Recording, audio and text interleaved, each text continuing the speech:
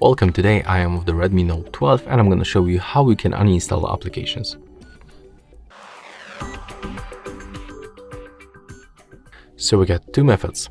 The first one, we have to open the app drawer, and if you want to get rid, for example, of the Facebook or TikTok, just click and hold of this application and then click uninstall.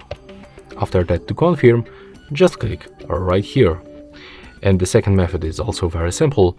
We just have to go to the settings. Right now we have to open menu with the all applications, and right now go to manage apps.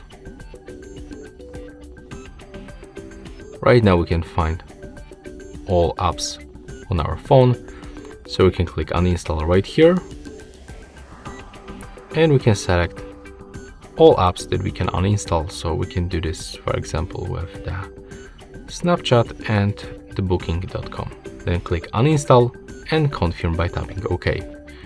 So this method, the second method, is a little bit quicker because we can select multiple applications.